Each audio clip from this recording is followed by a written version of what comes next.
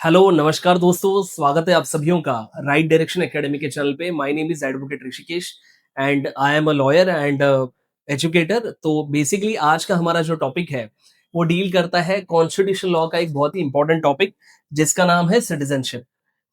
इस वीडियो को आप ध्यान से एंड तक देखिएगा, आपके बहुत सारे कॉन्सेप्ट सिटीज़नशिप के क्लियर हो जाएँगे। कॉन्स्टिट्यूशनल वाले जो पॉइंट है वो भी क्लियर हो जाएँगे, प्लस इस वीडियो में मैं बहुत सारे एग्जांपल्स करंट अफेयर से लूँगा और वो भी ध्यान से अगर आप देखेंगे तो वो भी कॉन्सेप्ट आपके बहुत अच्छे से क्लियर हो जाएँगे। तो स्टार्ट करते हैं, लेट्स स्टार्ट।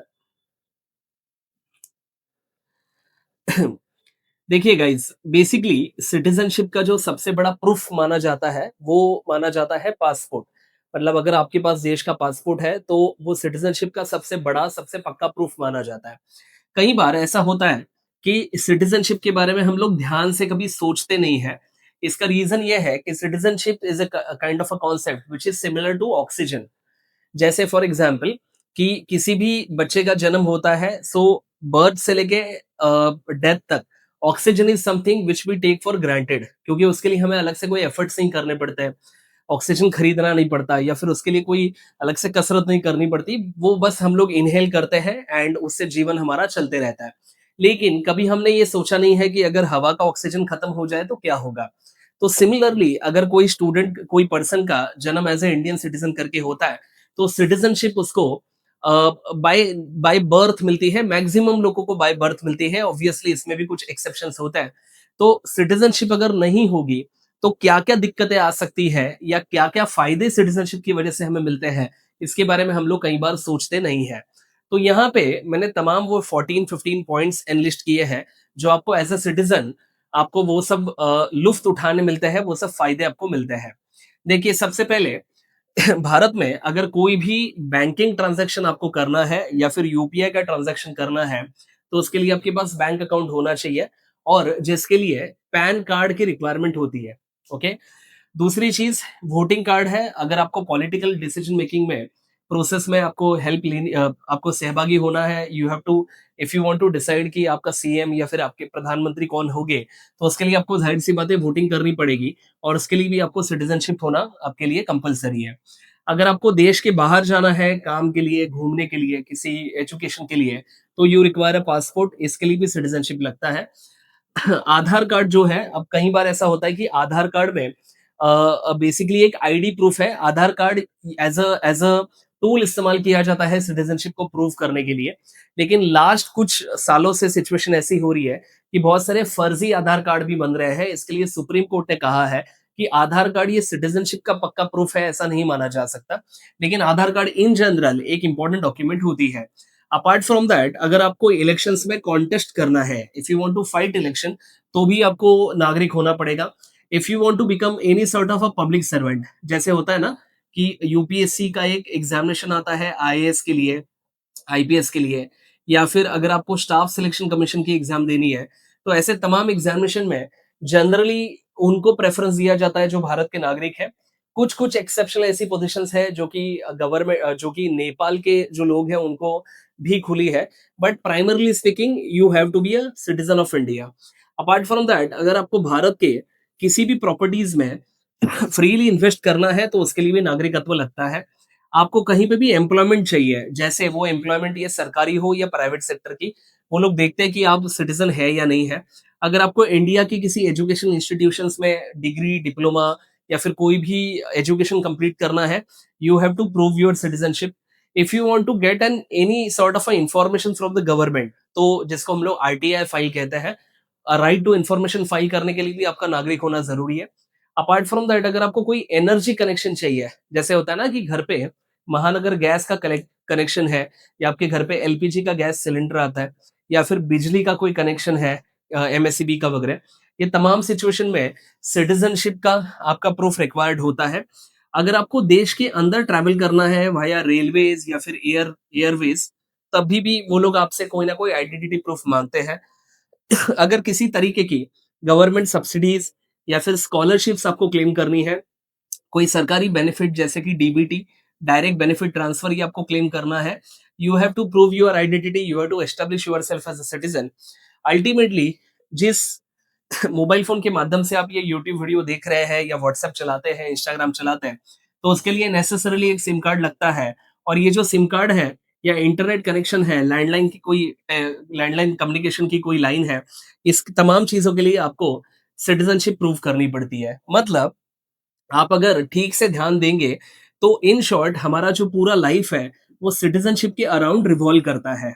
तो सिटीज़नशिप एक रियली ऐसा कॉन्सेप्ट है which is as good as oxygen. जैसे अगर ऑक्सीजन नहीं होगा तो आप ज़िंदगी इमेजिन नहीं कर सकते, वैसे ही सिटीज़नशिप अगर नहीं होगी, तो आप एक स्टेबल ज़िंदगी उसमें एक्सपेक्ट नहीं कर सकते। तो ये उसके मायने हैं और ये इतना इम्पोर्टेंट टॉपिक है। इसके लिए हम इसको आज डिटेल में कवर करेंगे। चलिए, अगले स्लाइड पे जाते हैं। नाउ इस डायग्राम के ऊपर ध्यान देना ठीक से। इसको आपको इस फैशन में पढ़ना है, मतलब ये पॉइंट नंबर 1 होगा, ये 2 होगा, 3 and 4, so on and so forth. So please remember that citizenship is a very important phenomena which we generally take for granted. Reason क्या है कि ज्यादातर लोगों को सिटीजनशिप कमानी नहीं पड़ती है। मतलब उसके लिए कोई पढ़ाई करनी है या फिर कोई जॉब करना है, कोई मेहनत करना है, ऐसा कोई नहीं है। The moment you are born as a citizen of India, automatically ये बेनिफिट हमें मिल जाते हैं। तो कई बार हम लोग इसको टेकन फॉर ग्रांटेड लेते हैं।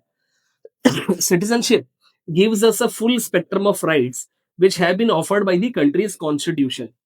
ओके, तो अभी मैंने तमाम 14-15 पॉइंट्स आपको दिए, उसमें और भी कुछ पॉइंट्स ऐड किए जा सकते हैं, बट ओवरऑल आपको अंदाजा आया रहेगा कि हमारा जो लाइफ है वो सिटीजनशिप के अराउंड रिवॉल्व करता है। Without citizenship many of the facilities would not be possible. यहाँ पे तो कुछ 6-7 ही है, बट इसके पहले वाले स्लाइड में हमने कवर किए हैं। अब भारत में बेसिकली 3 प्रकार के लोग आपको दिखेंगे, ठीक है? पहला है ऐसे लोग जो फुल फ्लेजेड सिटीजन्स है, नागरिक है। दूसरे ऐसे लोग जो फ्रेंडली एलियंस है और तीसरे ऐसे लोग जो कि एनिमी एलियंस है। अब प्लीज रिमेंबर एलियंस का मतलब यहाँ पे क्या है।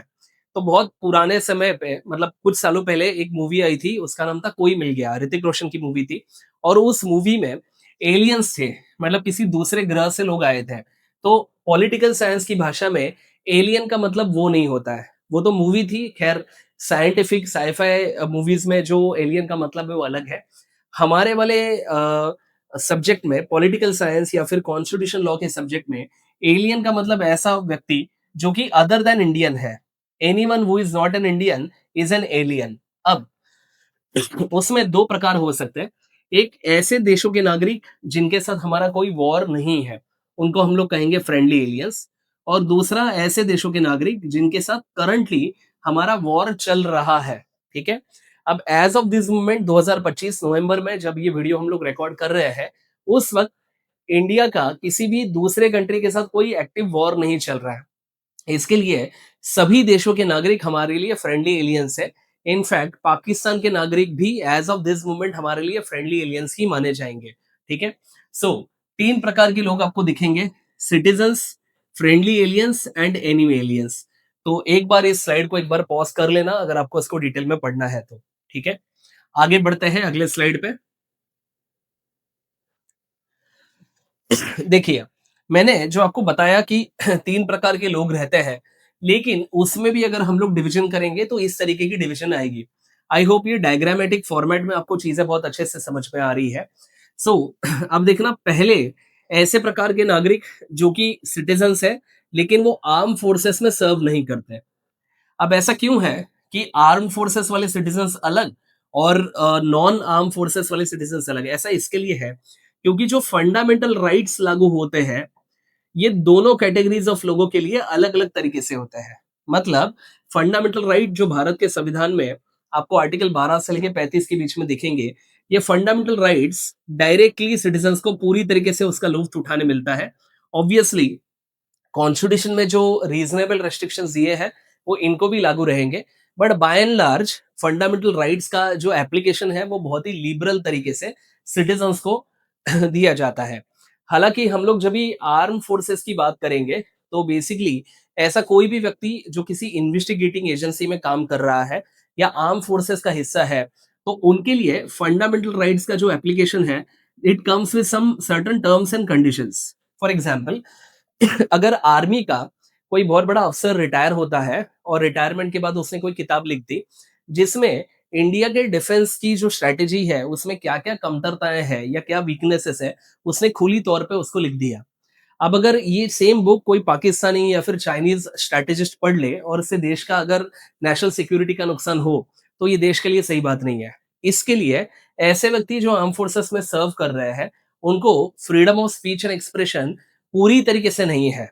मतलब अपने ड्यूटीज़ को छोड़ के बाकी स्फीयर में उनको फ्रीडम ऑफ स्पीच और एक्सप्रेशन है, लेकिन कुछ सेंसिटिव इन्फॉर्मेशन अगर वो किसी बुक में लिखते हैं या किसी वीडियो में रिकॉर्ड करते हैं, तो वो उनके लिए प्रोहिबिटेड है। इन शॉर्ट, आर्म फोर्सेस के लिए जो एप्लीकेशन ऑफ फंडामेंटल राइट्स है, वो थोड़ा-सा अलग होता है एज़ कंपेयर टू सिटीज़न। इसके लिए ये 2 अलग-अलग कैटेगरीज़ हमने रखी है। आपने एक मूवी देखी रहेगी लगान नाम की, तो उसमें जो भुवन था, खेती करता था, फिर क्रिकेट भी खेलता था, तो आप उसको याद रख सकते हैं कि वो एक सिटीज़न है, ठीक है? सिमिलरली एक मूवी आई थी बहुत पुराने समय पे जिसका नाम है बॉर्डर। तो उसमें सनी देओल ये एक मिलिट्री का ऑफिसर होता है आर्मी का, तो वो इस कैटेगरी में आएगा, ठीक है? एक तीसरी कैटेगरी आती है जिसको हम लोग कहते हैं लीगल पर्सन्स। अब लीगल पर्सन क्यों? तो बेसिकली इनका कोई बायोलॉजिकल एग्जिस्टेंस नहीं होता है, मतलब ये पर से कोई पर्सन नहीं है, लेकिन कानून की भाषा में पर्सन जैसे कुछ अधिकार इनको होते हैं और किसी पर्सन के ऊपर कुछ लायबिलिटीज पैदा होती है, वैसी सिमिलर इनके ऊपर भी रहती है। इसके लिए हम लोग इनको लीगल पर्सन्स कहते हैं। ओके, मतलब कानून की किसी बुक में उनके बारे में लिखा गया है, उनका नाम लिखा गया है, हालांकि इनका कोई बायोलॉजिकल एग्जिस्टेंस नहीं है। तो इसके बहुत सारे एग्जाम्पल्स है, जैसे कोई कंपनी है, Tata group, Godrej, siemens, Larsen and Toubro, जैसे कोई ट्रस्ट है, जैसे रतन टाटा ट्रस्ट है, ठीक है? जैसे कोई कोऑपरेटिव सोसाइटीज़ है, तो बहुत सारे लोग बिल्डिंग्स में रहते हैं शहरों में, तो उनकी कोऑपरेटिव सोसाइटी होती है, तो वो भी चीज़ इसी में आती है, ठीक है? इसके लिए अब देखना कि अगर हम लोग पतंजलि ग्रुप ऑफ इंडस्ट्रीज़ देखेंगे, तो पतंजलि लीगल पर्सन में आता है, लेकिन इसका एक जाना-माना चेहरा बाबा रामदेव जी, ये बेसिकली सिटीज़न में आते हैं, ओके? तो ये 3 कैटेगरीज़ मैंने आपको एक्सप्लेन की और चौथा कैटेगरी एलियंस, मतलब anyone who is not an Indian is an alien. तो ऐसे देश के नागरिक जिनका हमारे से अभी कोई वॉर नहीं है, वो फ्रेंडली एलियंस आए, जिनका हमारे साथ वॉर है, वो एनिमी एलियंस। अब यहाँ पे पाकिस्तान के पूर्व प्रधानमंत्री इमरान खान, इनका फोटो मैंने रखा है, क्योंकि ये स्लाइड मैंने जब बनाई थी तब इंडिया और पाकिस्तान का कोई स्कर्मिश वॉर चल रहा था, लेकिन जब ये रिकॉर्ड हम लोग वीडियो कर रहे हैं, उस टाइम पे एनिमी एलियंस कोई नहीं है। तो ऑल इन ऑल आपको एक आइडिया आया रहेगा कि भारत में कौन से टाइप के लोग रहते हैं। पहला सिटीजन्स, दूसरा citizens who are serving in armed forces, तीसरा लीगल पर्सन्स एंड चौथा एलियंस। उसमें 2 सब कैटेगरीज है, friendly aliens and enemy aliens. एक बार वीडियो को पॉज़ करके इस डायग्राम को आराम से देख लेना। ठीक है, आगे बढ़े? चलिए आगे बढ़ते हैं, अगले स्लाइड पे जाएँगे। अब बहुत सारे लोगों को जब मैं ये कहता हूँ कि आर्म फोर्सेस, तो उनके सामने बस मुंबई पुलिस, महाराष्ट्र पुलिस या फिर आर्मी, नेवी, एयरफोर्स, बस इतनी चीजें ही आती है। जबकि रियलिटी में आर्म फोर्सेस का जो स्पेक्ट्रम है, जब मैं कहता हूँ आर्म फोर्सेस, उसमें बहुत सारी चीजें आती है, ठीक है? वन बाय वन मैं बहुत ही शॉर्ट में बताऊंगा कि वो आर्म फोर्सेस का नाम क्या है और उनका पर्पस क्या है, ठीक है? चलिए स्टार्ट करते हैं। पहला आर्म फोर्सेस सबको पता है, इंडियन आर्मी। इनका काम है कि भारत की जो ज्योग्राफिकल टेरिटरी है, उसकी रक्षा करना। दूसरा है इंडियन नेवी, तो हमारा जो मैरीटाइम बॉर्डर है, समुद्र किनारा और इंडिया के जो ओशियंस है, उसकी रक्षा करना।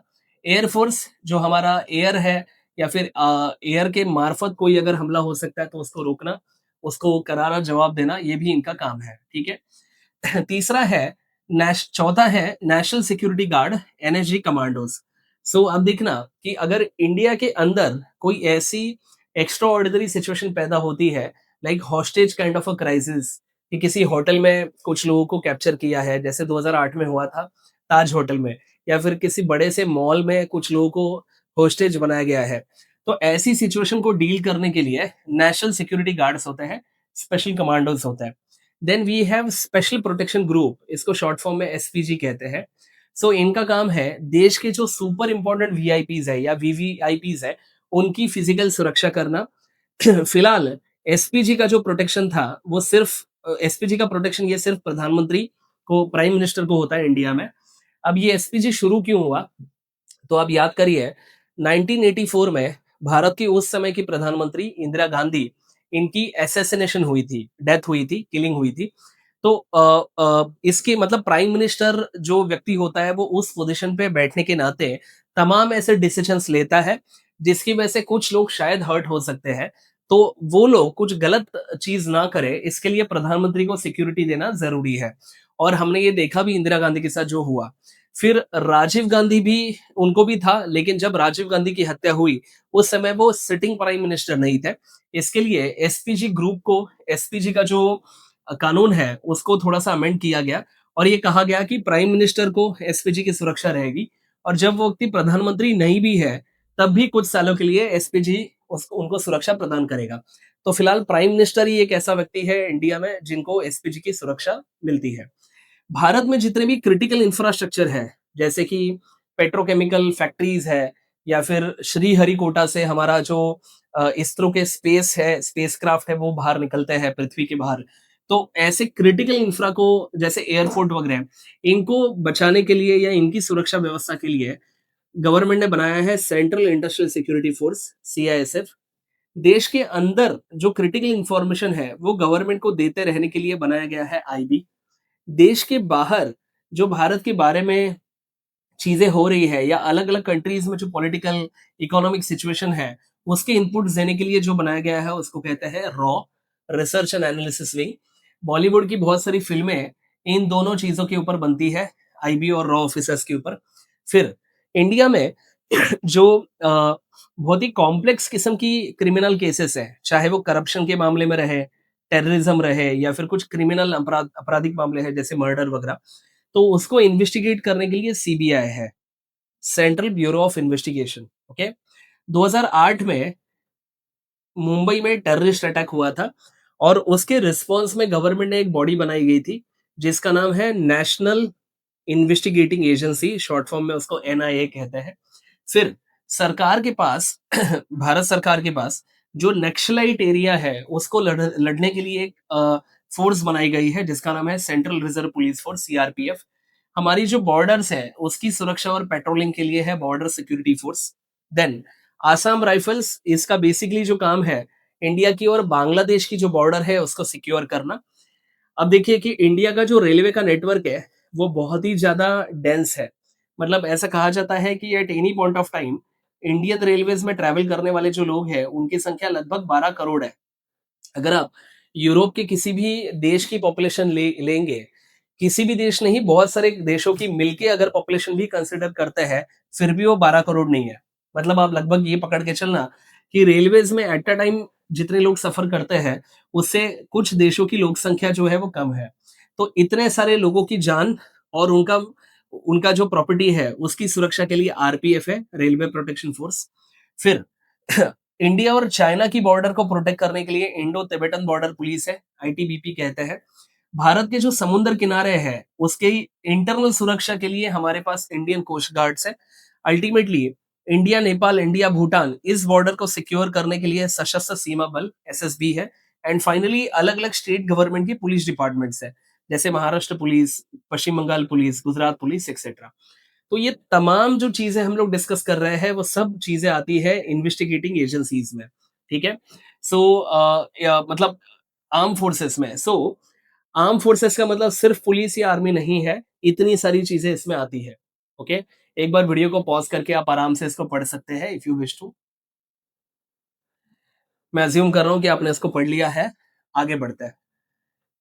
अब आप देखिए कि लीगल पर्सन्स कौन-कौन होता है। मतलब इनको हम लोग कहते हैं ज्यूरिडिकल पर्सन्स। इनका बायोलॉजिकल एग्जिस्टेंस नहीं है, बट कानून की बुक में इनका एग्जिस्टेंस है। जैसे पार्टनरशिप फर्म्स हैं, जैसे कि ट्राई लीगल सर्विसेज। कोई-कोई ट्रस्ट है, जैसे कि रतन टाटा ट्रस्ट है। एनजीओज है, फॉर एग्जांपल प्रथम एनजीओ। देन कोऑपरेटिव सोसाइटीज है, जैसे आदर्श नगर कोऑपरेटिव सोसाइटी।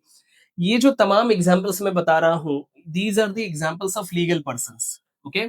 मतलब इनको कुछ अधिकार है और इनकी कुछ लायबिलिटीज है। For example Adarsh Nagar cooperative society की ये लायबिलिटी होगी कि उन्होंने म्यूनिसिपल कॉरपोरेशन को उनके टैक्सेस टाइम पे भरने चाहिए। सिमिलरली उनकी उनका ये अधिकार है कि उनका जो पानी का कनेक्शन है या बिजली का कनेक्शन है, तो बिना किसी नोटिस के उसको ना काटा जाए। ठीक है। या उनको पानी मिलने का या बिजली मिलने का अधिकार दिया गया है। सिमिलरली अगर कोई कंपनी है फॉर एग्जांपल रिलायंस इंडस्ट्रीज, इस कंपनी पे गवर्नमेंट ने ज्यादा टैक्सेस लगाए as compare to other companies. तो रिलायंस कॉर्पोरेशन या रिलायंस इंडस्ट्रीज कोर्ट में जाके राइट टू इक्वालिटी को क्लेम कर सकते हैं, मतलब उनको भी कुछ अधिकार दिए गए हैं। सो कंपनीज, कुछ म्यूनिसिपल कॉरपोरेशंस जैसे कि Thane municipal corporation, Brihan Mumbai municipal corporation, इनकी भी खुद की कुछ जिम्मेदारियां हैं और उनको अथॉरिटी दी गई है, जैसे कि वो लोग टैक्स कलेक्शन कर सकते हैं। ठीक है। देन गवर्नमेंट की बॉडीज है, जैसे income tax department, Indian railways, इनको अधिकार है, इनके ऊपर लायबिलिटीज है। Political parties, for example BJP, Indian National Congress, they are the examples of legal person. कुछ कुछ सॉवरिन जो स्टेट्स होते हैं, इंडिपेंडेंट कंट्रीज होती है, उनको भी इस कैटेगरी में रखा जा सकता है। ओके। मतलब आप देखना कि रिपब्लिक ऑफ इंडिया या फिर यूनाइटेड किंगडम और यूनाइटेड स्टेट्स ऑफ अमेरिका, ये कंट्रीज को कोर्ट में, इंटरनेशनल कोर्ट्स में स्यू किया जा सकता है। और ये कंट्रीज के भी कुछ कुछ अधिकार होते हैं इंटरनेशनल डिप्लोमेसी में। तो इनको भी हम लोग एक लीगल पर्सन का ही दर्जा देंगे। Finally there can be some religious institution, जैसे कि कोई मंदिर है, कोई मस्जिद है, या फिर कोई गुरुद्वारा है, कोई चर्च है, तो वो भी इसी के अंदर आता है। ओके। रिसेंटली एक बहुत ही इंटरेस्टिंग घटना हुई थी। बेसिकली उत्तराखंड हाई कोर्ट ने जो गंगा नदी है, रिवर है, उसको भी एक लीगल पर्सन का दर्जा दिया है। और ये कहा है कि गंगा नदी has a right against pollution. क्योंकि आप देखना कि उस नदी में जो मछलियां हैं या जो जीवन प्राणी है, जो भी पर्टिकुलरली वनस्पति पौधे हैं, तो वो लोग तो आके कंप्लेंट नहीं करेंगे कोर्ट में कि भाई हमें पोल्यूट किया जा रहा है। लेकिन उस नदी के बारे में जो लोग अच्छा विचार करते हैं, वो लोग गंगा नदी के हित में, गंगा नदी के बिहाफ पे कोर्ट में जा सकते हैं। तो लीगल पर्सन या जुरिडिकल पर्सन जब भी हम लोग कहेंगे, तो उसके इतने सारे प्रकार हैं। ठीक है। एक बार इसको, स्लाइड को पॉज करके आप देख सकते हैं। आई होप आपने इसको पॉज करके देखा है। आगे बढ़ते हैं। चलिए। सो ये दो प्रकार के पर्सन्स हमारे पास है। एक है भैया बायोलॉजिकल पर्सन, दूसरा होता है legal person. Biological person is any person which is a normal human being, so who has been born. Now basically ये जो व्यक्ति होता है बायोलॉजिकल पर्सन, बाय लॉ जितनी भी लीगल चीजें हैं, वो सभी करने के लिए वो व्यक्ति एम्पावर्ड होता है। जैसे कि लीगल चीजें मतलब प्रॉपर्टी खरीदना, मैरिज करना, बच्चों को अडॉप्ट करना, या फिर कोई किसी किसी तरीके का इमूवेबल प्रॉपर्टी खरीदना, कोई कंपनी बनाना, वगैरह वगैरह। ठीक है। इनके पास तमाम अधिकार है। For example filing a case, paying the taxes, demanding the equality, they can enter into some sort of a contract. वो प्रॉपर्टीज परचेस कर सकते हैं, मैरिज कर सकते हैं, पासपोर्ट मांग सकते हैं, वगैरह वगैरह वगैरह। ठीक है। लेकिन बायोलॉजिकल पर्सन की कानून में एक खास पोजीशन है। बेसिकली ज्यादातर केसेस में इनके जो व्यक्तिगत स्वरूप के अधिकार है, वो at the time of death उनके सब खत्म हो जाते हैं। A person loses most of his or her rights and liabilities if he और she is a biological person. ध्यान रहे, जितने भी क्रिमिनल लायबिलिटीज होते हैं, मतलब किसी व्यक्ति ने अगर अपराध किया, तो उसकी डेथ के बाद उसकी फाइल जो है बंद की जाती है। क्यों? क्योंकि अगर वो अपराध उसके ऊपर अगर प्रूव हो भी जाता है, तो आप उसको पनिश नहीं कर सकते। ठीक है। लेकिन अगर किसी व्यक्ति की प्रॉपर्टी है, तो उसकी डेथ के बाद वो प्रॉपर्टी खत्म नहीं होती, उसका बेसिकली सक्सेशन होता है, मतलब अगली पीढ़ी को या उसके जो लीगल हियर्स है उनके पास वो प्रॉपर्टी चली जाती है। तो कुछ ऐसे अधिकार हैं जो कंटिन्यू होंगे, ज्यादातर अधिकार और लायबिलिटीज खत्म हो जाएंगी। इसके तमाम एग्जाम्पल्स हैं, जैसे मुकेश अंबानी साहब, नरेंद्र मोदी जी, सचिन तेंदुलकर, शाहरुख खान, या फिर आप मेरा नाम ले लीजिए। तो ये तमाम जो लोग हैं, ये सब बायोलॉजिकल पर्सन हैं। मैं फेमस पर्सनालिटीज का नाम इसके लिए रख रहा हूँ, मतलब यूज कर रहा हूँ ताकि आपको चीजें याद रहे। लेकिन दूसरी कैटेगरी आती है जिसको कहते हैं legal person. Legal persons, companies, organisation, political parties, ये सब है। इनका इनके साथ खास बात ये होती है कि even after their death they have a perpetual existence. मतलब लीगल पर्संस के पीछे जो बायोलॉजिकल पर्सन है, अगर उनकी डेथ होती भी है, फिर भी परपेचुअल एग्जिस्टेंस चलते रहेगा। जैसे धीरू भाई अंबानी, इनकी डेथ होने के बाद भी रिलायंस ग्रुप ऑफ इंडस्ट्रीज अब भी है। ठीक है। तो इसके बहुत सारे एग्जाम्पल्स हैं, जैसे कि Reliance industries, Bharatiya Janata party, Indian cricket team, red chillies entertainment, ये कंपनी है जो शाहरुख खान की कंपनी है, प्रोडक्शन हाउस है, या फिर राइट डायरेक्शन एकेडमी, ये कोचिंग इंस्टीट्यूट है जो हम चलाते हैं। ठीक है। So basically these are the examples of legal persons, these are the examples of individuals और बायोलॉजिकल पर्सन। तो इनको कुछ लिमिटेड अधिकार मिलते हैं और इनके ऊपर लिमिटेड लायबिलिटीज हो सकती है। फॉर एग्जाम्पल कि a legal person will can file a case if you wish to, और they have a liability to pay the tax. लेकिन अगर कोई लीगल पर्सन है तो वो मैरिज नहीं कर सकते।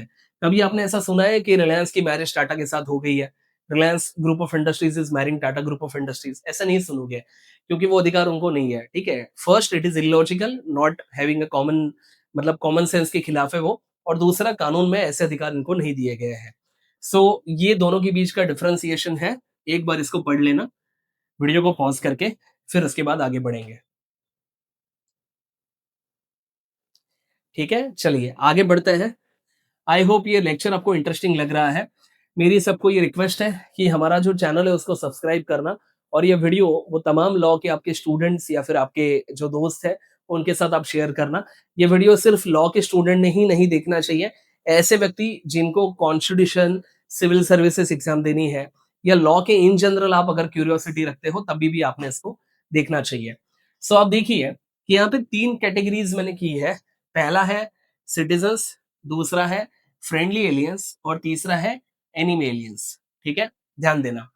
सिटीजन्स को फुल स्पेक्ट्रम ऑफ अधिकार मिलते हैं। ओके, मतलब इनको जितने भी अधिकार कॉन्स्टिट्यूशन में या बाय लॉ दिए गए हैं वो सब अधिकार इनको मिलेंगे बिना किसी हिचकिचाहट के। मतलब इसमें ऑब्वियसली जो लॉ या कॉन्स्टिट्यूशन में जो रेस्ट्रिक्शंस दिए हैं वो सबको फॉलो करने हैं, इंक्लूडिंग सिटीजन, बट इसमें इनको कोई रोकेगा टोकेगा नहीं। फ्रेंडली एलियंस को कुछ अधिकार दिए गए हैं, कुछ कुछ अधिकार नकारे गए हैं, और एनिमी एलियंस जो होते हैं उनको बहुत ही कम अधिकार दिए हैं, जैसे राइट टू लाइफ, बट इनके ज्यादातर जो अधिकार है उसको नकारा गया है। ओके, मतलब अगर आप राइट्स की बात करोगे, अगर मैं इसका ग्राफ बनाऊंगा इस तरीके से, तो सबसे ज्यादा अधिकार सिटीजन्स के पास है, फिर थोड़े कम अधिकार फ्रेंडली एलियंस के पास है, और सबसे कम अधिकार जो है एनिमी एलियंस के पास है। तो अधिकार जो है, राइट जो है, वो ऐसे गिरते जाता है। ठीक है, अब इसको वन बाय वन बताने की जरूरत नहीं है। ज्यादातर जो राइट्स है वो सेल्फ एक्सप्लेनेटरी है, कॉन्स्टिट्यूशन में है, आपने इसको न्यूज़पेपर में भी पढ़ा होगा। तो मेरी ये विनती है, आपको रिक्वेस्ट है कि आप इसको एक बार पढ़ लो। अगर कोई स्पेसिफिक चीज जिसके बारे में आपको डाउट है तो प्लीज कमेंट बॉक्स में आप डाल देना, मैं उसका एक्सप्लेनेशन जरूर दूंगा। ठीक है, तो मैं एक बार स्क्रीन क्लियर किए देता हूँ, तो उसके बाद आप उसको प्रॉपरली पढ़ लेना।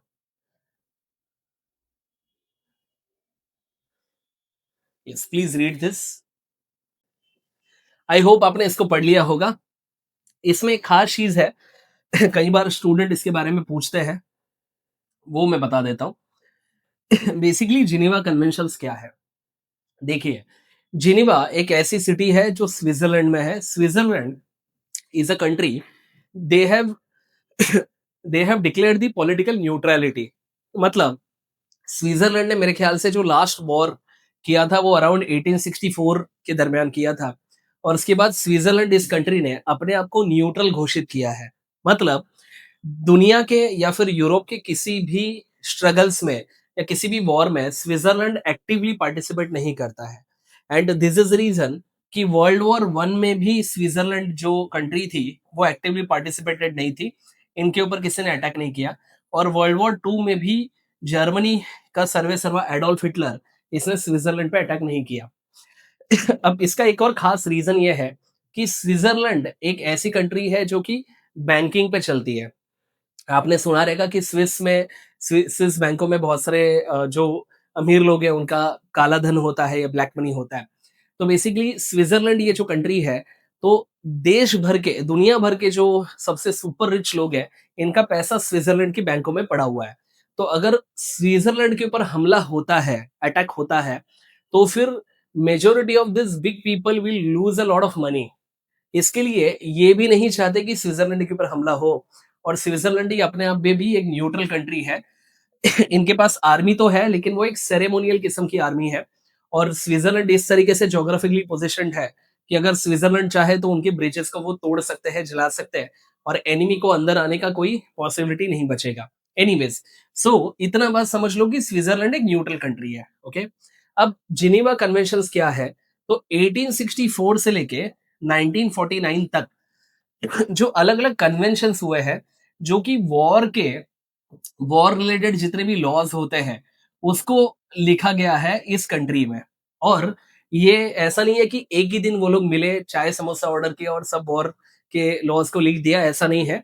ये अलग अलग कन्वेंशंस में हुआ, अलग अलग मीटिंग्स में हुआ। ठीक है।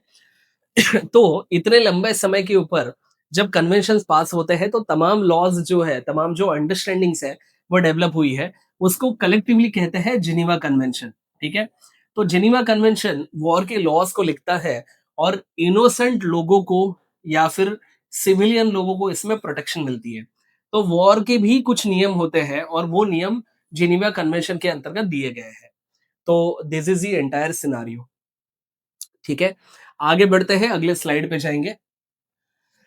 अब थोड़ा-सा ये समझ लो कि सिटीज़नशिप का पूरा जो मसला है, बहुतों को ये कन्फ्यूजन होता है कि सर सिटीज़नशिप के लिए हम लोग कॉन्स्टिट्यूशन पढ़े या फिर हम लोग पार्लियामेंट का जो लॉ है, सिटीज़नशिप एक्ट 1955 वो पढ़े। ये confusion once and for all आज क्लियर किए देता हूँ। इंडिया को जब आज़ादी मिली थी और हमारा संविधान लिखने का काम चल रहा था, तो India was in a nascent stage of democracy. मतलब अभी-अभी एक बेबी डेमोक्रेसी इंडिया थी। ऐसी सिचुएशन में we had to fight a war against Pakistan on the issue of Jammu and Kashmir. ठीक है। तब जो हमारे कॉन्स्टिट्यूशन मेकर्स हैं, उन्होंने ये सोचा कि अभी फिलहाल के लिए हम लोग जो सिटीजनशिप के रूल्स है वो शॉर्ट में लिखते हैं, जो अति महत्वपूर्ण विषय है उसके साथ हम लोग डील करेंगे। एंड इन द फ्यूचर जब सिटीजनशिप को बहुत ही डिटेल में लिखना है, टाइम दे के सोच समझ के लिखना है, तो वो अथॉरिटी हम लोग भारत की पार्लियामेंट को दे देंगे। ठीक है। तो वॉर पीरियड में ज्यादा समय नहीं है, ज्यादा फुर्सत नहीं है, सोचने लायक उतना समय नहीं है। इसके लिए कुछ बेसिक यट इंपॉर्टेंट चीजें हम लोग कॉन्स्टिट्यूशन में डाल देंगे और ऐसी चीजें जिसके बारे में आगे जाके सोचना है और आराम से उसको इनेक्ट करना है, वो जिम्मेदारी उन्होंने भारत की पार्लियामेंट के ऊपर दे दिया। तो देयरफॉर सिटीजनशिप के जितने भी तमाम रूल है, उसके आपको दो सोर्सेस मिलेंगे। पहला जो सोर्स है वो भारत का संविधान है और दूसरा जो सोर्स है वो ये कानून है जिसका नाम है सिटीजनशिप एक्ट 1955।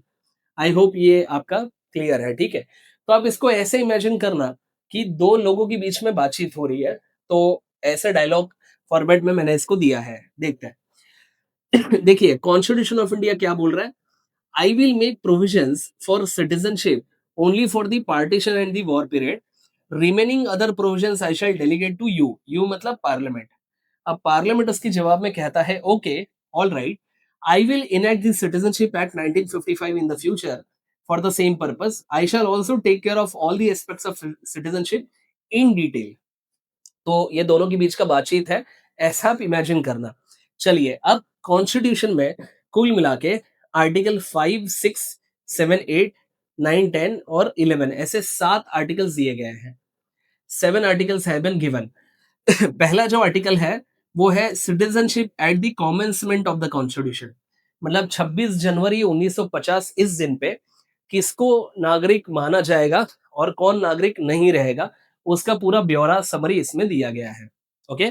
देन आर्टिकल 6 में पर्संस वो है माइग्रेटेड फ्रॉम पाकिस्तान। सो आप देखना कि भारत का जब पार्टीशन हुआ था, so there were many Sikhs, many Hindus, many Jains, even many Muslim people, they have fled from Pakistan and वो इंडिया में आके बस गए थे। तो उनके बारे में, उनको सिटीजनशिप देने के बारे में जो तमाम रूल, उसके जो कट ऑफ डेट लाइन है, वो सब चीजें आपको एज पर आर्टिकल 6 के अंतर्गत मिल जाएंगी। ठीक है। आगे बढ़ता है। अब persons who had migrated to Pakistan but later on returned, especially those student who are from, I'm sorry, those people who are from Jammu and Kashmir, तो वो लोग, कुछ लोग पाकिस्तान में गए थे बट बाद में शायद उनको ऐसे लगा कि हमारा अच्छा फ्यूचर ये इंडिया के साथ हो सकता है, तो they wanted to come back to India. तो उन लोगों को सुविधा हो इसके लिए ये आर्टिकल 7 बनाया गया है। एंड आप उसमें देखेंगे कि पर्सन्स जो कि पाकिस्तान गए बट लेटर ऑन वो लोग रिटर्न आए। ठीक है। देन ब्रिटिशों के ज़माने में there were many people from the states of Tamil Nadu, Kerala, जो कि मिडल ईस्ट में, अफ्रीका में बस गए थे।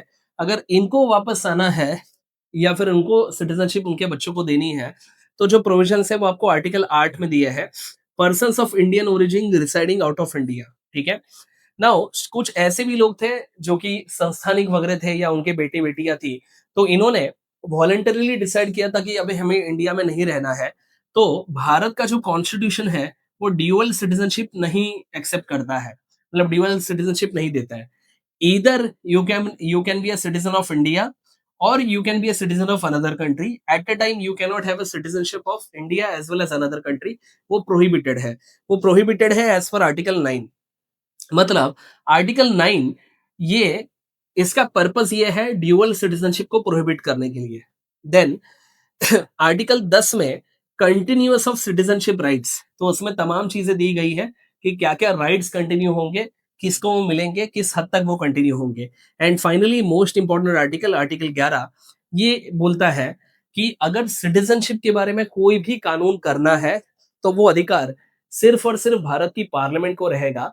मतलब इसका दूसरा मतलब ये है कि जो स्टेट गवर्नमेंट के लेजिस्लेटिव ऑर्गन्स होते हैं, जैसे महाराष्ट्र के लिए विधानसभा है या फिर कोई भी स्टेट गवर्नमेंट है, तो वो लोग इस सिटीजनशिप के कानून के ऊपर लेजिस्लेशन नहीं ला सकते। तो ये बेसिकली उसकी समरी है। हाउएवर भारत का संविधान जो है वो 1950 में लागू होता है, 1950 में। एंड उसके 5 साल के बाद ये वाला जो लॉ है वो पार्लियामेंट इनेक्ट करती है, जिसका नाम है सिटीजनशिप एक्ट 1955। ठीक है। आई होप ये जो सेशन है उसका एक पूरा फ्लो आपको चीजें समझ में आ रही है। आप आपका जो फीडबैक है वो प्लीज कमेंट्स में डाल देना, सो दैट मैं उसको आंसर कर सकूं and it will give us an opportunity to improve our commentary. इसको एक बार आप पढ़ सकते हैं इफ यू वांट टू। आगे बढ़ रहा हूं मैं। सो सिटीजनशिप में फंडामेंटली पढ़ना क्या है? देखिए, प्राइमरली दो ही चीजें पढ़नी है कि भैया सिटीजनशिप मिलती कैसे है, एक्विजिशन, और सिटीजनशिप कैसे जा सकती है, लॉस। ये दो ही चीजें आपको पढ़नी है। सो एक पढ़ेंगे कि मिलेगी कैसे, और दूसरा पढ़ेंगे कि जो सिटीजन ऑलरेडी है तो उनकी सिटीजनशिप कैसे जा सकती है। अब ये एक चार्ट बनाया गया है जिसमें तमाम अलग अलग तरीके बताए गए हैं, तकरीबन 7 डिफरेंट वेज है इन विच सिटीजनशिप मिल सकती है। ठीक है। हम लोग डिस्क्रिप्शन में हमारा कॉन्टैक्ट नंबर देंगे। If you want the PDF copy of this particular notes, तो you have to ping us along with your name, location, and आपको ये पर्टिकुलरली पीडीएफ कॉपी मिल जाएगी। चलिए स्टार्ट करता है। पहला तरीका है जो कि मोस्ट कॉमन तरीका है एक्विजिशन का, वो होता है भैया बाय बर्थ वाला। ओके। ज्यादातर लोग इसी तरीके से नागरिक बनते हैं। बाय बर्थ का रूल ये है कि दोज बॉयज एंड गर्ल्स वो have been born in India, in the territory of India. लेकिन इसके लिए कंडीशन ये है कि इनके दोनों पेरेंट्स में से एटलीस्ट एक पेरेंट जो है वो इंडियन नागरिक होना चाहिए, और दूसरा व्यक्ति ये इलीगल माइग्रेंट नहीं होना चाहिए। मतलब आप देखना, यहाँ पे एक कंडीशन पॉजिटिव दी है और दूसरी कंडीशन नेगेटिव दी है। मतलब एक व्यक्ति इंडियन नागरिक हो और दूसरा व्यक्ति इंडियन हो भी, ठीक है, नहीं भी हो, ठीक है, लेकिन वो इलीगल तरीके से भारत में अगर आया है, इलीगली माइग्रेंट है, तो फिर उनके बच्चों को सिटीजनशिप नहीं मिलेगी। ठीक है। सो दोनों पेरेंट्स अगर इंडियन है तो ठीक है, ये कंडीशन सेटिस्फाई हो रही है। दोनों में से एक पेरेंट अगर सिटीजन है और दूसरा लीगल माइग्रेंट है, मतलब प्रॉपर वीजा पे आया है भारत में, तो भी चलेगा। लेकिन इसमें केस क्या है कि उस बच्चे का जन्म भारत में होना चाहिए, भारत के टेरिटरी के अंदर होना चाहिए। ठीक है। अगला दूसरा जो टाइप है उसको हम लोग कहते हैं बाय डिसेंट। ये इनके लिए फायदेमंद होता है कि ऐसे कपल जो इंडियन है लेकिन किसी काम के लिए, बिजनेस के लिए, एजुकेशन के लिए, ट्रेनिंग के लिए वो देश के बाहर है, तो बच्चे का जो जन्म है वो देश के टेरिटरी के बाहर हुआ है, तो क्या ऐसे बच्चे को ना भारतीय नागरिकत्व मिल सकता है? तो देखते हैं जवाब क्या है उसका। बेसिकली ये पॉसिबल है, लेकिन उसमें भी कंडीशन ये है कि at least one parent should be Indian citizen. So जब ये वीडियो हम लोग रिकॉर्ड कर रहे हैं तब मुझे एक एक एग्जाम्पल समझ याद आ रहा है। तो बॉलीवुड की एक बहुत ही फेमस एक्ट्रेस है जिनका नाम है प्रियंका चोपड़ा। ठीक है। प्रियंका चोपड़ा मैडम ये बेसिकली रहती है अमेरिका में ज्यादातर समय के लिए, but by citizenship she is an Indian. और इनके जो पतिदेव है, इनका नाम है Nick Jonas. So he is an American person. अब अभी तो फिलहाल मुझे न्यूज में नहीं पता कि whether they have a child और नॉट, बट अगर इनको संतान प्राप्ति होती है तो फिर since Priyanka Chopra is a Indian citizen, तो फिर उनके बच्चों को ये पॉसिबिलिटी है कि इंडिया का नागरिकत्व मिल सकता है। ओके। लेकिन अमेरिका का नागरिकत्व भी मिल सकता है। अब वो इंडिया का लेंगे या यूएस वाला अपने को नहीं पता, लेकिन मैं आपको लीगल पॉइंट सिखा रहा हूं कि क्या है। अब सुनिए, इसमें कंडीशन ये है कि they have to register their birth, मतलब birth of the child, in Indian embassy. ऐसा हो सकता है कि उस देश में एम्बेसी ना हो। ओके। तो फिर जो नियरेस्ट कंट्री है, जैसे उदाहरण के तौर पे वेस्ट इंडीज। वेस्ट इंडीज ये आपको अटलांटिक ओशियन में मिलेगा। ठीक है, तो वेस्ट इंडीज ओशियन में है। ठीक है। अब वेस्ट इंडीज जो है, वहां पे अगर मान के चलो इंडियन एम्बेसी नहीं है, तो वेस्ट इंडीज को जो नियरेस्ट कंट्री है, लेट अस अज्यूम कि अगर वो मेक्सिको है, तो मेक्सिको में तो इंडियन एम्बेसी होगी। तो वहां पे जाके आपको वो करना पड़ेगा। लेकिन आजकल ये सब काम जो है इलेक्ट्रॉनिकली होता है, ईमेल पे होता है। ठीक है। अच्छा, जो न्यूली बॉर्न चाइल्ड है, उसने किसी दूसरे देश का नागरिकत्व उसको उसके पास नहीं होना चाहिए। मतलब कंडीशन देखिए क्या है। एक, पेरेंट भारतीय होना चाहिए। दूसरा, उन्होंने एम्बेसी के साथ अपने आप को रजिस्टर करना है। और तीसरा, उस बच्चे की तीसरी कोई कंट्री की सिटीजनशिप नहीं होनी चाहिए। ठीक है। ये उनके लिए ऐसे बच्चे जिनका भारत के बाहर जन्म हुआ है। तीसरा, बाय रजिस्ट्रेशन। अब आप देखना कि तमाम ऐसे लोग जिनके पेरेंट्स या ग्रैंड पेरेंट इंडियंस थे और बहुत ही टेंडर एज में ये बच्चे चले गए आउट ऑफ इंडिया, लेकिन वापस अगर उनको इंडिया में आके सिटीजन बनना है, तो उनके लिए ये तीसरा वाला क्लॉज है, इसको हम लोग कहते हैं बाय रजिस्ट्रेशन। ठीक है। A person whose parents were the citizens of undivided India, or the person was of Indian but later on he or she became the citizen of another country। अब इसमें देखिए कि citizens of Pakistan and Bangladesh ये prohibited है। ठीक है। भले उन्होंने दिया है अनडिवाइडेड इंडिया, बट क्योंकि पाकिस्तान के साथ हमारे जो रिश्ते हैं, उसकी वजह से इंडियन गवर्नमेंट ने इसमें अमेंडमेंट लाई है, तो वहां के बच्चे इसमें नहीं आएंगे। सो यहाँ पे डोमिसाइल का रूल लागू होता है कि ऐसे लोगों को ऑर्डिनरीली 7 साल तक भारत का रेसिडेंट बने रहना होगा। ठीक है। और जब वो एक्चुअली उनको नागरिकत्व मिलेगा, तब उनको एक शपथ लेनी पड़ेगी, which is called as an oath of allegiance to the constitution of India. मतलब क्या, कि उनको लिखित में वर्बली बताना पड़ेगा कि भारत के संविधान के साथ वो एकनिष्ठ है और कॉन्स्टिट्यूशन को वो लोग फॉलो करेंगे। ओके।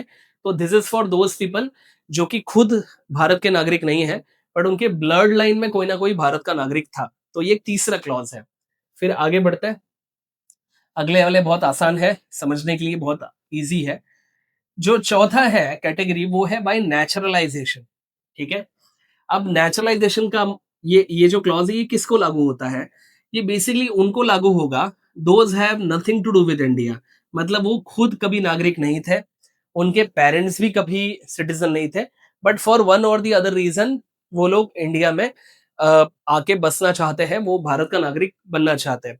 इसका मोस्ट फेमस एग्जाम्पल है मदर टेरेसा। मदर टेरेसा के बारे में आपने सुना रहेगा।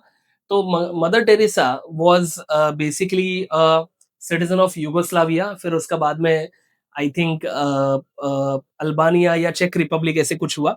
सो basically she was not a Indian born citizen, but जब मदर टेरेसा कलकत्ता में आए और उन्होंने वहाँ के जो कुष्ठ रोगी है, जो गरीब लोग हैं, उनकी हाल अपेष्टा देखी, तो उनको हेल्प करने के लिए मदर टेरेसा ने बहुत बड़ा काम किया, मानवतावादी काम किया। And that is the reason कि इंडियन गवर्नमेंट ने इनको सिटीजनशिप दे दिया। ठीक है। इसका एक और दूसरा एग्जाम्पल है अदनान सामी। बहुत सालों पहले एक मूवी एक गाना आया था, मुझको भी तू लिफ्ट करा दे। सो उस गाने के जो सिंगर है, उनका नाम है अदनान सामी। तो Adnan Sami basically Canadian citizen थे, बट लेटर ऑन क्योंकि उनके फादर पाकिस्तानी थे, तो he also had a Pakistani passport. तो अदनान सामी को इसी रास्ते से सिटीजनशिप मिला हुआ है। सो बेसिकली इसमें रूल क्या है? पहला, they should take the oath of allegiance to the constitution of India, कि भाई मैं कॉन्स्टिट्यूशन को मानता हूं, मैं उसको फॉलो करूंगा।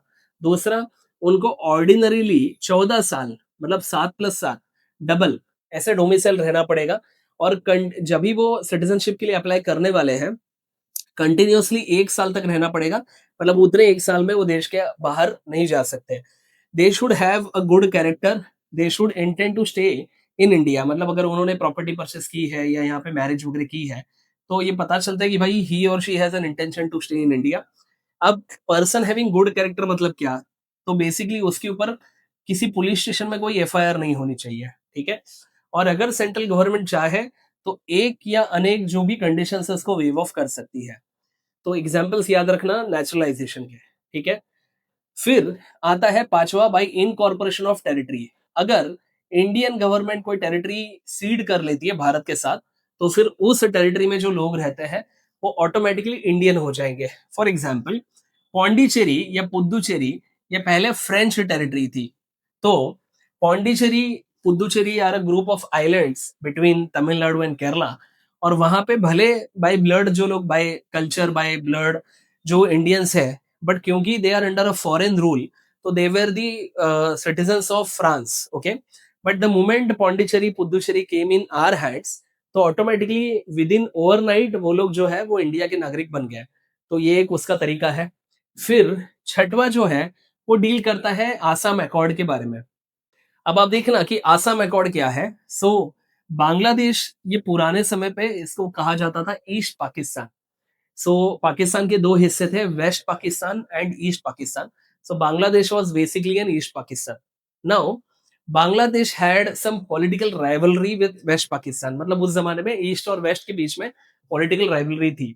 और पहली बार ऐसा हुआ था 1970-71 के चुनाव में कि ईस्ट पाकिस्तान का कोई पॉलिटिशियन चुन के आया था and he was about to become the prime minister of the entire Pakistan.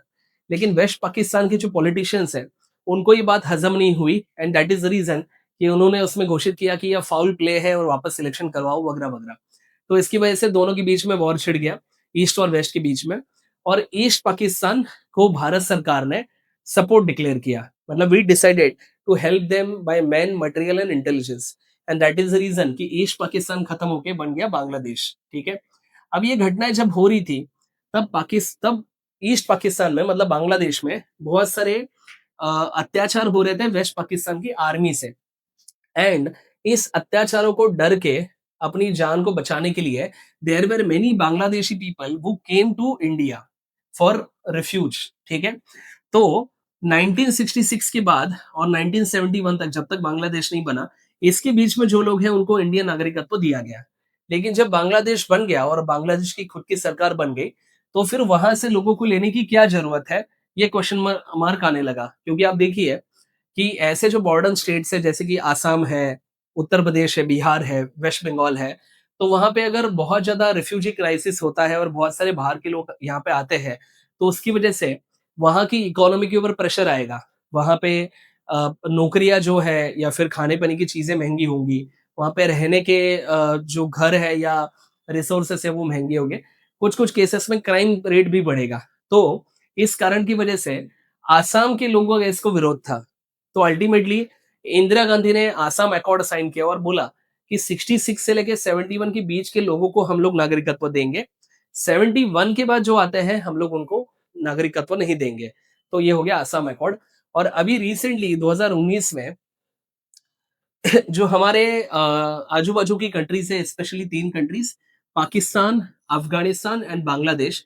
तो यहाँ पे basically these are Islamic countries, Muslim countries. तो यहाँ पे जो परसिक्यूटेड माइनॉरिटीज है, जैसे पाकिस्तान में हिंदूज की संख्या, ये एक अच्छा खासा परसेंटेज था। आज 2025 में ये परसेंटेज सिर्फ 1% पे आके रुक गया है, या आई वुड से उससे भी कम है।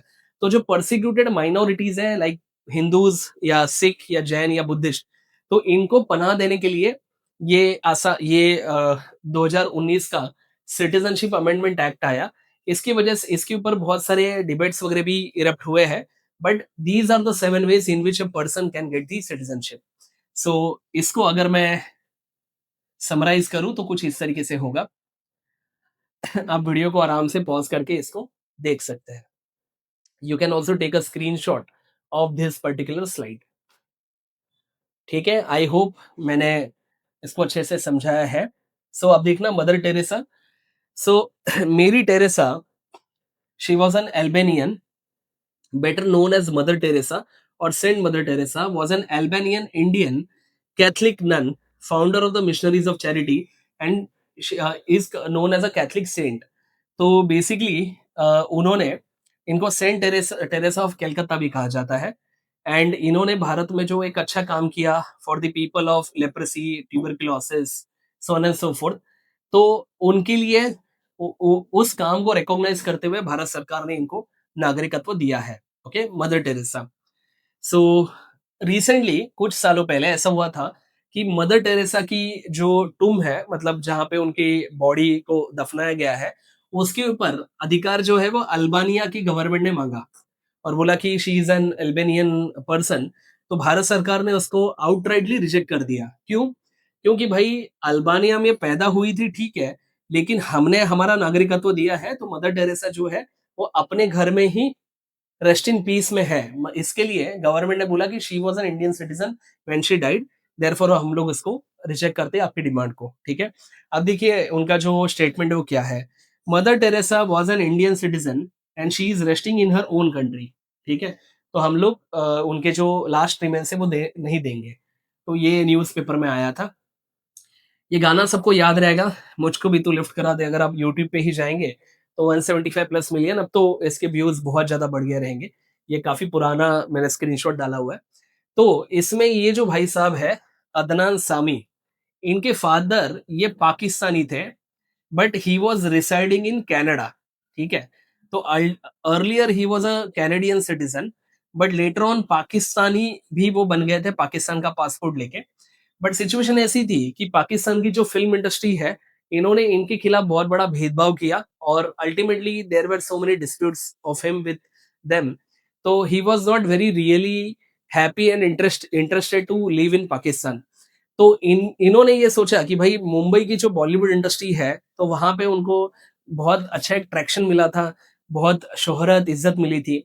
And he wanted to become a part of India मतलब इंडिया का नागरिकत्व करने के लिए वो काफी उन्होंने कोशिश की थी तो अभी रिसेंटली 2016 में न्यूज आई थी Adnan Sami to get Indian citizenship ठीक है सो अब देखना the decision was taken after attorney general Mukul Rohatgi gave a favourable opinion to the ministry of home affairs तो कुछ दिनों पहले इनका एक इंस्टाग्राम पे ये भी आया था कि Adnan Sami left Pakistan in 2001 and took Indian citizenship and for the first time the singer talked about the reason behind it. तो उसके पॉलिटिक्स में हमें जाने की जरूरत नहीं है but he is the guy mister Adnan Sami पहले जो है ये बहुत एकदम वजनदार थे ठीक है मतलब he was quite healthy but later on उन्होंने अपना वजन जो है कम करके now he is a handsome dude so moral of the story कि now he is a Indian citizen ठीक है चलिए आगे बढ़ते हैं अब अभी तक हमने जो देखा वो ये देखा कि भाई भारत का नागरिकत्व आपको मिल कैसे सकता है मतलब how you can get it but नागरिकत्व जैसे मिल सकता है वैसे जा भी सकता है तो उसके तीन तरीके हैं दो तरीके ये पॉजिटिव है ठीक है एक जो तरीका है वो निगेटिव है अब वो क्या है समझ लो बहुत आसान है पहला है भैया रिनाउंसिएशन मतलब कोई भी ऐसा person who is of full age or and full age and capacity मतलब उसकी दिमागी हालत सही है और वो 18 साल के ऊपर है that person can make a declaration एक A4 साइज पेपर ले उसकी उसके ऊपर प्रिंट आउट मारे और कह दे कि मेरे को भारत का नागरिक अभी नहीं रहना है दस्तखत करे और होम मिनिस्ट्री को अगर दे दे तो उसका नागरिकत्व चला जाएगा ठीक है उसके ऊपर जो डिपेंडेंट माइनर अगर होंगे मतलब मान के चलो उसकी शादी हुई है बच्चे हैं बच्चों की उम्र 18 के नीचे है तो जो जो लोग उसके माइनर पर्सन है वो लोग भी अपना नागरिकत्व खो देंगे लेकिन ऐसा कोई भी एडवेंचर करने के पहले उस व्यक्ति के पास किसी दूसरे देश का नागरिकत्व होना चाहिए आइडियली अगर नहीं है तो यहाँ का नागरिकत्व छोड़ के वो क्या करेगा क्योंकि आप देखिए the moment you are not a citizen of India तो आपको भारत में रहने का अधिकार नहीं है आपको वीजा लगेगा अगर वीजा नहीं मिला तो आप भारत के बाहर जाना पड़ेगा और दूसरा देश आपको तुरंत एक्सेप्ट नहीं करने वाला है तो what you will become is refugee refugee बन जाओगे ठीक है तो ये चीज में वो रिस्क है लेकिन अगर ऐसा रिनाउंसिएशन ये वॉर पीरियड में हुआ है मतलब जब वॉर चल रहा था तब हुआ है तो गवर्नमेंट ऐसी रिक्वेस्ट को मना कर सकती है ठीक है तो रिनाउंसिएशन ही हो गया दूसरा आपने किसी दूसरे देश का नागरिकत्व ले लिया पासपोर्ट ले लिया तो ऑटोमेटिकली यहाँ की होम मिनिस्ट्री आपका जो नागरिकत्व है वो उसको हटा देगी। When an Indian acquires the citizenship of another country, then his or her Indian citizenship is automatically terminated. ठीक है? Thus, India does not allow the concept of dual citizenship. Eight a time दो देशों का नागरिकत्व allowed नहीं है। अब देखना, रिनंसिएशन हो या फिर टर्मिनेशन हो, दोनों ही सिचुएशन में आपकी खुद की मर्जी थी, इसके लिए आपने भारत का नागरिकत्व छोड़ा। लेकिन कुछ केसेस में सरकार आपको मजबूर कर सकती है नागरिकत्व छोड़ने के लिए, और इसको हम लोग कहते हैं by way of a deprivation. ठीक है? अब डेप्रीवेशन की क्या रूल्स है? लेट अस अज्यूम कि कोई व्यक्ति है जिसने नेचुरलाइजेशन या रजिस्ट्रेशन से सिटीजनशिप ऑब्टेन की है, बट उसमें जो डॉक्यूमेंट दिए हैं या जो इंफॉर्मेशन दी है वो झूठी दी थी। मतलब वो डोमिसाइल 5 साल के लिए है, लेकिन उसने 7 ईयर्स लिख दिया, या फिर उसने बोल दिया कि मेरे ऊपर कोई क्रिमिनल अपराध नहीं है, बट पता चला कि उसके ऊपर 2 क्रिमिनल अपराध है। तो ऐसा कोई भी चीज बाय फ्रॉड अगर उसने नागरिकत्व लिया है, उसका जो सिटीजनशिप है वो कैंसिल हो सकता है।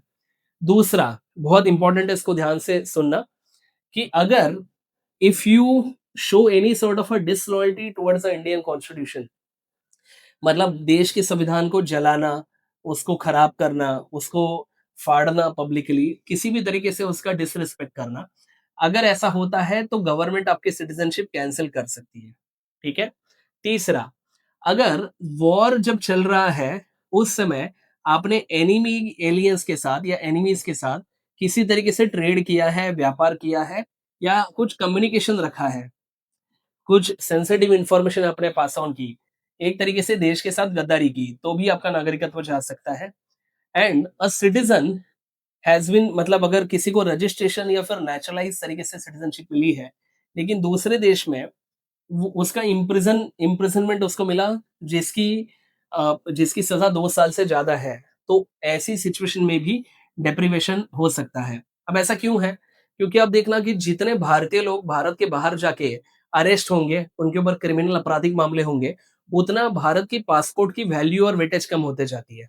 एक तो अपने देश का नाम खराब होता है, वो तो है ही, बट प्लस टेक्निकली भी भारत के पासपोर्ट की वैल्यू कम होती है। जितनी वैल्यू कम रहेगी, उतना वीजा मिलने के चांसेस कम हो जाता है। प्लस वीजा के लिए visa on arrival, less fees for visa, ये सब फैसिलिटीज हमें नहीं मिलता है। ठीक है? एंड अगर कोई व्यक्ति भारत के बाहर 7 साल से कंटिन्यूअसली है, और वो भारत के साथ कोई भी रिश्ता नहीं रखना चाहता, ऐसा अगर सरकार को लगे, तो भी उसका डेप्रिवेशन हो सकता है। ठीक है? So basically these are the three ways in which a person can lose their citizenship. एक बार इस वीडियो को आप आराम से पॉज करके देख लेना, पढ़ लेना। अगर कोई भी डाउट है तो प्लीज आप उसको कमेंट सेक्शन में डालना, मैं और हमारी जो टीम है उसको जरूर आंसर करेंगे। यहाँ पे मिनिस्ट्री ऑफ एक्सटर्नल अफेयर्स का एक स्क्रीनशॉट है, और यहाँ पे एक क्वेश्चन पूछा गया है कि एक्सटर्नल अफेयर्स मिनिस्टर को, कि give me the total number of individuals who have renounced Indian citizenship and they have taken citizenship in another countries in last 5 years। उन्होंने बोला है कि how many of them were businessman. उन्होंने ये बोला है, पूछा है, whether government has done any study on reasons for which they are leaving the country, और उसके मेजर रीजंस क्या है। And finally the professional breakdown of all such individuals like scientist, academicians, artist etcetera who have left their citizenship. तो भारत के लिए एक बहुत ही चिंताजनक विषय है कि अच्छे, होशियार आर्टिस्ट लोग या फिर बहुत ही इंपॉर्टेंट लोग भारत को छोड़ के जा रहे हैं। अब इसके बहुत सारी रीजंस है। One of the important reasons is कि इंडिया का पासपोर्ट की जो वैल्यू है वो कम है, या रैंकिंग जो है वो कम थी। आज से 10-15 साल पहले तो वो और भी कम थी। अब वो थोड़ी इंप्रूव हुई है, लेकिन अभी भी वो सिग्निफिकेंट नहीं है। लास्ट मैंने जो आंकड़ा पढ़ा था, वो अराउंड वो 75 या 77 था, in a total count of 152 countries, ऐसा कुछ था। ठीक है? अब आप देखिए, नंबर 1 पे अगर आपकी कंट्री रहेगी, लेट अस अज्यूम कि अमेरिका है, स्वीडन, नॉर्वे, फिनलैंड है, तो दूसरे देश उनको तुरंत तुरंत तुरंत वीजा दे देंगे। ठीक है? अच्छा, दूसरा, वीजा ऑन अराइवल मिलेगा। तीसरा, वीजा की फीस कम रहेगी। अब किसी भी देश का पासपोर्ट का जो वेटेज है वो किस चीज के ऊपर डिपेंडेंट रहता है। सो बेसिकली आपके देश में पॉवर्टी कितनी है, दूसरा आपके देश में क्राइम रेशियो कितना है, तीसरा आपके देश के कितने लोग इलीगल माइग्रेंट पाए गए हैं अलग अलग देशों में, और उस देश का थ्रेट परसेप्शन क्या है। मतलब a citizen of Pakistan may be innocent, a good well well intentioned person, लेकिन अब देखना कि बहुत सारे टेररिज्म की केसेस ये पाकिस्तान से डायरेक्टली या इनडायरेक्टली लिंक्ड अप है। इनफैक्ट ओसामा बिन लादेन भी पाकिस्तान में ही मिला था। तो दिस इज द रीजन कि पाकिस्तान का ओवरऑल रैंकिंग कम रहेगा। ठीक है, तो ये रीजंस, ये पैरामीटर्स इसमें देखे जाते हैं और डिसाइड किया जाता है कि उनका वेटेज कितना रहे। दूसरा रीजन होता है कि लोग ना सिटीजनशिप छोड़ते हैं। मतलब पहला रीजन ये है कि अगर इंडिया के पासपोर्ट का वेटेज कम है, तो जो फ्रीक्वेंट फ्लायर कम्युनिटी है, जैसे बड़े बिजनेसमैन, क्रिकेटर्स, या I would say singer, artist, ये सब, इनको बार बार दूसरे कंट्रीज में जाना पड़ता है अपने काम के सिलसिले में, तो इंडिया के पासपोर्ट के साथ दिक्कत होती है। तो अगर दूसरे देश का पासपोर्ट इनको मिले, जैसे अमेरिका वगैरह, तो इनके लिए सुविधा होगी। तो ये एक मेजर रीजन है। दूसरा रीजन ये है टैक्स को बचाना। जैसे आप देखना कि भारत में जो रिच या सुपर रिच लोगों के ऊपर जो टैक्सेस है, वो 30% से भी ज्यादा है, 30% तक टैक्सेस है। मतलब अपने कमाई का 1/3 हिस्सा उनको गवर्नमेंट को सबमिट करना पड़ता है। जबकि कुछ ऐसे देश जैसे कि यूनाइटेड अरब एमिरेट्स, दुबई, उसी का एक एमिरेट है, वहां पे इनकम टैक्स 0% है। सो मैं अपने कमाई का एक बड़ा सा हिस्सा सरकार को, यहाँ पे अगर मैं हूँ इंडिया में, तो देना पड़ेगा, दूसरे देश में हूँ तो नहीं देना पड़ेगा। तीसरा, obviously infrastructure facilities, the kind of pollution and crime rate, इस चीज को लेके भी बहुत सारे लोग जो है वो अपना देश छोड़ते हैं। And fourth most important is the salary and the payment capacities of foreign countries. तो आप देखना कि एक कंप्यूटर इंजीनियर अगर इंडिया में काम करता है, उसकी जो सैलरी रहेगी, उसी सेम स्किल सेट के साथ अगर वो गूगल या अमेज़न में जाता है, तो उसकी जो सैलरी रहेगी, इसमें बहुत बड़ा फ़र्क है। तो दीज़ आर द रीज़न कि लोग भारत का नागरिकत्व छोड़ते हैं। ओके, एक कैटेगरी है जिसको हम लोग कहते हैं OCI, overseas citizen of India. ये ऐसी कैटेगरी है, तो दोज़ कैटेगरीज़ ऑफ पीपल जो कि किसी एक ज़माने में इंडियन थे। इनका एक घर, कुछ रिलेटिव्स इंडिया में है, इनके लैंड या बिज़नेस इंटरेस्ट भारत में है, लेकिन उन्होंने नागरिकत्व भारत का भी नहीं रखा है। तो कई बार उनको आना-जाना पड़ सकता है, तो उनको सुविधा हो, इसके लिए देखिए पुराने सॉरी फॉरेन कंट्रीज़ में कॉन्सेप्ट है जिसको हम लोग कहते हैं पीआर। मतलब क्या? Permanent resident. मतलब आपको वीज़ा की रिक्वायरमेंट नहीं होगी, आप परमानेंटली रह सकते हो, लेकिन आप वोट नहीं कर सकते। मतलब आप पूरी तरीके से नागरिक नहीं हो, लेकिन आप आधे नागरिक हो, एज़ फार एज़ कि वीज़ा की रिक्वायरमेंट आपको नहीं रहेगी। तो जो पीआर का कॉन्सेप्ट है, उसी को भारत में ओसीआई कहते हैं। ठीक है? देखिए, ओसीआई बेसिकली क्या करता है, overseas citizen of India is a form of permanent residency available to the people of Indian origin, which allows them to work and which allows them to live and work in India indefinitely, बिना किसी visa के। लेकिन वो लोग vote नहीं कर सकते, उनके पास वोटिंग के अधिकार नहीं है। सो आपने एक रेसलर के बारे में कभी सुना रहेगा, द ग्रेट खली। ठीक है, ये जो खली भाई साहब है, WWE में काम करते थे। तो बेसिकली ये पंजाब से थे, लेकिन actually speaking he is a citizen of US, neutralise citizen of US. तो इनके पास ओसीआई का कार्ड है। इतना ही नहीं, इन्होंने कुछ सालों पहले भारतीय जनता पार्टी के टिकट पे इलेक्शंस भी लड़े थे। ठीक है, overseas citizen of India and join the Bharatiya Janata party in 2022। I am sorry, उन्होंने इलेक्शन नहीं लड़े थे। ठीक है, इलेक्शन नहीं लड़ सकते क्योंकि वो वोट ही नहीं दे सकते, तो इलेक्शन नहीं लड़ सकते, बट एज अ मेंबर करके उन्होंने ज्वाइन किया था। ओके, चलिए, तो this is about the great खली, ओसीआई। फिर आप देखना अभिजीत बैनर्जी, ये जो भाई साहब है, इनको इकोनॉमिक्स में नोबेल प्राइज मिला था। तो he is basically a Bengali person. इनका एजुकेशन भी इंडिया में, आई थिंक तमिलनाडु में हुआ था, but now he has taken the citizenship of USA, America का नागरिकत्व उन्होंने लिया है। फिर एमएफ हुसैन है, तो मकबूल हुसैन, ऐसा मकबूल फिदा हुसैन इनका नाम है। ये बहुत बड़े पेंटर थे। अब तो मेरे ख्याल से इनका इनका डेथ हो गया 2011 में। So he had been to India, but later उन्होंने कतार का सिटीजनशिप लिया था। बेसिकली इसका रीजन ये था कि इन्होंने कुछ पेंटिंग्स ऐसे निकाले थे, उस पेंटिंग को लेके विवाद हुआ था एंड इनकी जान को खतरा था, इसके लिए उन्होंने भारत को छोड़ दिया और वो कतार में चले गए। ठीक है, तो he was a Katari citizen eight the time of death. Similarly there was another famous writer, उनका नाम है सलमान रश्दी। ये भी भारत के थे, बट अब ये America Indian born but British and American novelist है। तो इन्होंने कुछ बुक्स लिखी है, स्पेशली इस्लाम के ऊपर ये बुक लिखते हैं। और कुछ ही साल पहले इनके ऊपर एक जानलेवा हमला हुआ था, जिसमें इनकी जो एक आंख है उसको डैमेज पहुंचा था, इनके लीवर को वगैरह भी नुकसान पहुंचा था। बट फिर भी ये आज भी लिखते हैं। Is a very influential writer in the field of novels. He was an Indian citizen. अब वो ब्रिटिश और अमेरिकन नागरिक है। ठीक है, तो वो भी ओसीआई में आते हैं। एक बॉलीवुड की एक्ट्रेस है जिनका नाम है इलियाना डिक्रूज। ठीक है, so basically she had her parental lineage with Portuguese.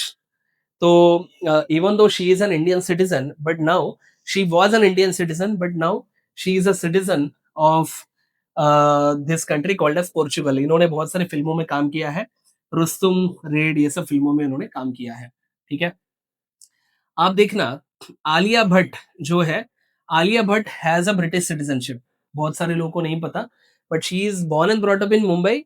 However उनका जो she was born in England but she is brought up in Mumbai. ठीक है, सो आप देखना, Bollywood star Alia Bhatt's British citizenship has once again been questioned by netizens after her mother Soni Razdan amplified a petition asking India and Pakistan to stop the hostilities. तो इसकी political controversy में हमें नहीं जाना है, बट इतना याद रखना, आलिया भट्ट होल्ड्स दी ब्रिटिश सिटीजनशिप। ये सब चीजें न्यूज़पेपर में है, आप उसको क्रॉस वेरीफाई कर सकते हैं। ठीक है, then we have another lady in Indian cinema, Katrina Kaif. She is again a British national. तो ओसीआई के जो बेनिफिट्स है वो उनको मिल सकते हैं। तो देखिए, इमरान खान एक्टर, नूरा Fatehi, these are the some of the examples of people who are having some sort of Indian connection, and they are basically not a citizen of India, however they are enjoying the OCI status. It holds the Sri Lankan citizenship. ठीक है, एक last topic करते हैं और उसके बाद इस session को हम लोग कवर करेंगे। बेसिकली कुछ दिनों पहले एक जो मोहतरमा जो मैडम है, तो इनको अरेस्ट किया था भारतीय एजेंसीज ने। So she was a Haryana YouTuber. इनका नाम है ज्योति मल्होत्रा। तो जब ऑपरेशन सिंदूर हुआ, उसके बाद भारत सरकार ने जो इन्वेस्टिगेशन खोला, तो इसमें इनका पाकिस्तानी कनेक्शन समझ में आया। तो she was a YouTuber and influencer. और ये जो मैडम है, ये 2-3 मर्तबा पाकिस्तान में जाके आई थी, और पाकिस्तान इंडिया के रिश्ते कैसे सुधारे या फिर कल्चरल टाइज कैसे इंप्रूव करे, इस तरीके की वीडियोस वो बनाते थे। ऊपर ऊपर से तो ये इनोसेंट एक्टिविटी लग रही थी, लेकिन जब इसको और इन्वेस्टिगेट किया गया, तब ये पता चला कि भारत में जो पाकिस्तान की एम्बेसी है, उस एम्बेसी में जो स्टाफ है, उनके साथ she one of the person, उनके साथ she was in a romantic relationship. Plus इन्होंने इंडिया के आर्मी के जो अलग-अलग टेंट्स होते हैं, या आई वुड से उनके जो ऑफिसेस है या उनका जो इंफ्रास्ट्रक्चर है, उसके फोटोग्राफ पाकिस्तानी ऑफिशियल्स को भेजे थे। And ultimately she was acting as a spy. Okay, और इसके लिए इनको पैसे वगैरह भी मिलते थे। सो ज्योति मल्होत्रा, वो was arrested along with 6 others for sharing sensitive information with Pakistani agents, operates on YouTube channel Travel with Joe and has about 3,77,000 followers। अब तो इस अरेस्ट के बाद ये फॉलोअर्स कम भी हुए रहेंगे। तो अब देखना कि यहाँ पे न्यूज आई है, दानिश ने उठाया था ज्योति मल्होत्रा के पाकिस्तान की यात्रा का खर्चा, जासूसी कांड में बड़ा खुलासा। ओके, सो बेसिकली ये जो मैंने अभी बोला ना कि लॉस ऑफ सिटीजनशिप हो सकता है, कि वॉर के दरमियान अगर आपने दुश्मन के साथ हाथ मिलाया है, तो ये हो सकता है। ये तो थियोरी थी, बट ये प्रैक्टिकल में आप देख लेना कि गवर्नमेंट इसको लागू करेगी। अब इस केस में आगे क्या हुआ है, वो अभी तक, मतलब सही में इनकी सिटीजनशिप गई है या नहीं, इसके बारे में अभी तक कोई क्लैरिटी नहीं है। However, Jyoti Malhotra arrest military intelligence and IB to interrogate the YouTuber on suspicion of spying for Pakistan. Okay, तो ऐसा हो सकता है कि अगर ये आरोप सिद्ध होते हैं तो इनका नागरिकत्व शायद जा सकता है। सो आई होप ये सेशन आपको अच्छा लगा होगा। ओके, तो if you have any questions or doubts, please put them into the chat window. और आप इस सेशन का ओवरऑल एक फीडबैक भी दे देना।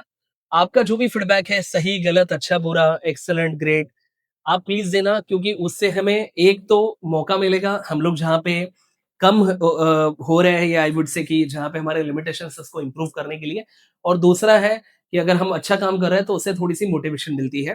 तो thank you very much, I hope you like the session. धन्यवाद, जय हिंद।